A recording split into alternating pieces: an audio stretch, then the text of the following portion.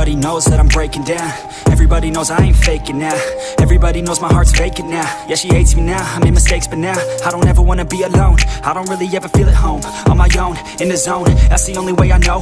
Feeling low, about to blow back up. Here I won't ever let the doubt creep in. Gotta pop a couple more aspirin. I don't think I'll ever let you in. Easier to break it off best friends. I don't really understand myself. I don't really understand, need help. I don't wanna be left on the shelf. Couldn't even hear me if I yelled. It's so cold outside, I'm alone, I'm alright.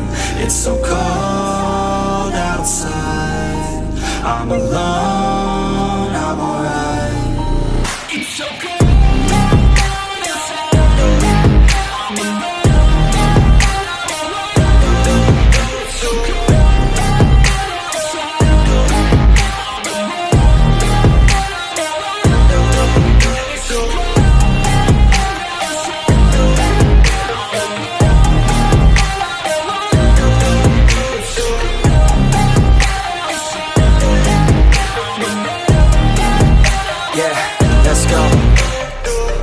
Break down, always feel like I could break now, but I never let it take me to that place now.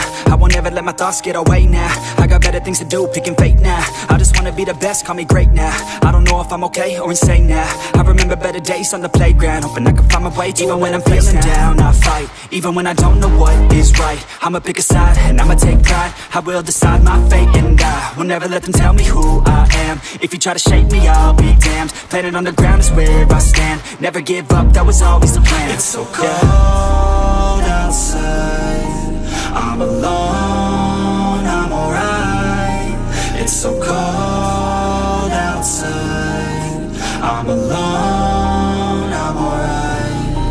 It's so cold.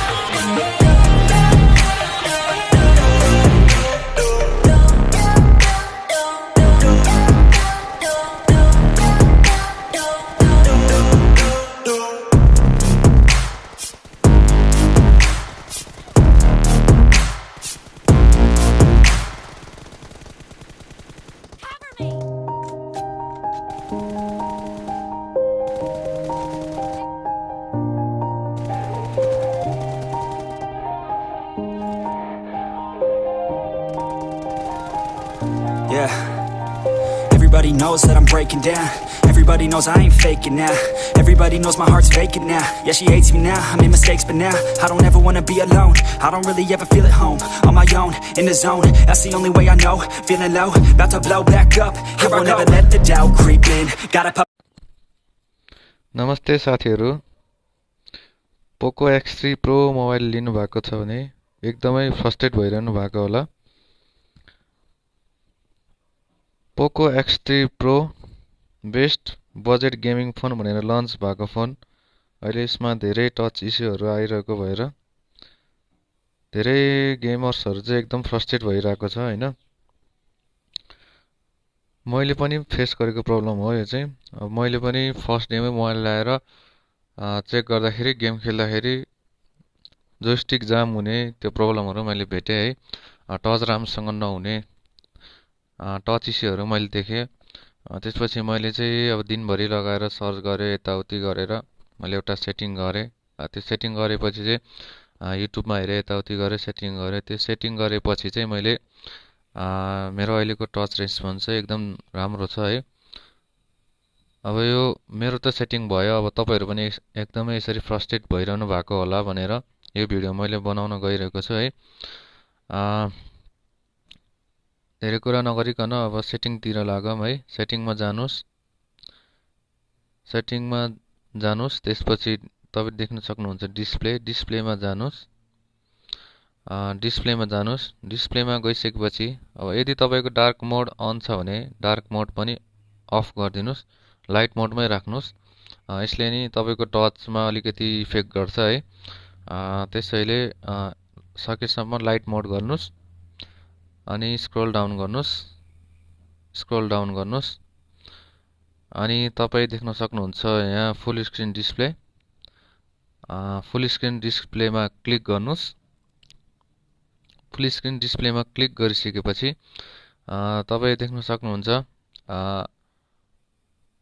Control centre and status बार देख्न सक्नुहुन्छ अब त्यसमा click गर्नुस् त्यसमा click गरिसकेपछि तपाईले देख्न सक्नुहुन्छ हाइट नचमा क्लिक गर्नुस् त्यसमा क्लिक गरिसकेपछि तपाईले देख्न सक्नुहुन्छ हाइट विथआउट मुभिङ स्ट्याटस बार र अर्को डोन्ट हाइड भन्ने छ यसमा चाहिँ तपाईले हाइट विथआउट मुभिङ स्ट्याटस बार यसमा क्लिक गर्नुस् यसमा क्लिक गरिसकेपछि अब ब्याक आउनुस् अनि त्यसपछि तपाई आफ्नो मोबाइलको गेम टर्बोमा जानुस् गेम टर्बोमा गइसकेपछि गेम टर्बोको सेटिङमा जानुस् सेटिङमा क्लिक गर्नुस् सेटिङमा क्लिक गरिसकेपछि तपाईले देख्न सक्नुहुन्छ तल स्क्रोल डाउन गर्नुस् तल स्क्रोल डाउन गरिसकेपछि तपाईले एडिसनल सेटिङ देख्न सक्नुहुन्छ एडिसनल सेटिङमा क्लिक गर्नुस् एडिसनल सेटिङमा क्लिक गरिसकेपछि तपाईको कुन गेम छ अब त्यसमा मेरो चाहिँ पबजी छ यसमा अब यसमा क्लिक गर्नुस् यसमा क्लिक गरिसकेपछि यहाँ तपाईले टच रेस्पोन्स र सेन्सिटिभिटी टु कन्टिन्युस ट्याप्स भन्ने छ यसमा चाहिँ तपाईको 0 हुन्छ पुरै 0 हुन्छ है यसमा चाहिँ तपाईको पुरै 0 हुन्छ अब यसमा यो 0 भएकोलाई चाहिँ के गर्नु पर्यो त पुरै फुल गर्नु पर्यो यसलाई चाहिँ फुल गरिदिनुस् यो टच रेस्पोन्स र यो सेन्सिटिभिटी टु कन्टिन्युसले फुल गरिदिनुस् यसलाई फुल गरिसकेपछि तपाईले तल देख्न सक्नुहुन्छ टच रेसिस्टेन्ट एरिया देख्नुहुन्छ टच अब यसमा चाहिँ अब तपाईको स्मल मिडियम लार्ज हुन सक्छ अब केमा छ अब यसमा चाहिँ तपाईले नन गरिदिनुस् पुरै स्मल मिडियम लार्ज केमा हुन सक्छ तपाईको केमा छ अब त्यसलाई चाहिँ पुरै नन गरिदिनुस् पुरै 0 गरिदिनुस् अब त्यो गरिसकेपछि ब्याक आउनुस् अनि यदि तपाईको मोबाइलमा तपाईले तपाईको मोबाइल अपडेट गर्नु भएको छैन भने सेटिङमा जानुस् अबाउट फोनमा जानुस् अब त्यहाँ अपडेट आएको छ भने अपडेट गर्नुस् तपाईले अपडेट गर्नु भएको छैन भने MIUI 12.5.2 हुने गरी अपडेट गर्नुस् अनि त्यसपछि त्यो अपडेट गरिसकेपछि ब्याक गर्नुस् अनि सेटिङमा जानुस् अनि सेटिङमा यहाँ सर्च गर्नुस् पोइन्टर सर्च गर्नुस् अब तपाईले देख्न सक्नुहुन्छ यसमा पोइन्टर स्पिडमा क्लिक गर्नुस् पोइन्टर स्पिडमा क्लिक गरिसकेपछि यहाँ तल छ पोइन्टर स्पिड भन्ने त्यसमा फेरि क्लिक गर्नुस् पोइन्टर स्पिडमा क्लिक गरिसकेपछि तपाईको यो कति हुन्छ यो आधी जति कति हुन्छ होला अब त्यसलाई चाहिँ पुरै 0 गरिदिनुस् आधी जति कति छ अब यसलाई चाहिँ पुरै 0 गरिदिनुस् 0 गरिदिसकेपछि यसलाई ओके गर्नुस् ओके गरिसकेपछि ब्याक आउनुस् अब फेरि यसलाई यसमा एनिमेटर ड्युरेसन देख्न सक्नुहुन्छ एनिमेटर सर्च गर्नुस् आइहाल्छ एनिमेटर ड्युरेसन स्केल तपाईले देख्न सक्नुहुन्छ एनिमेटर ड्युरेसन स्केलमा क्लिक गर्नुस् यसमा क्लिक गरिसकेपछि स्क्रोल डाउन गर्नुस्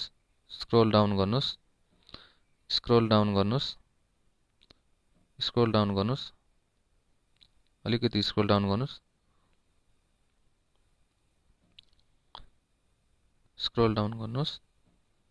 तपाईले यहाँ देख्न सक्नुहुन्छ स्क्रोल डाउन गर्नुस्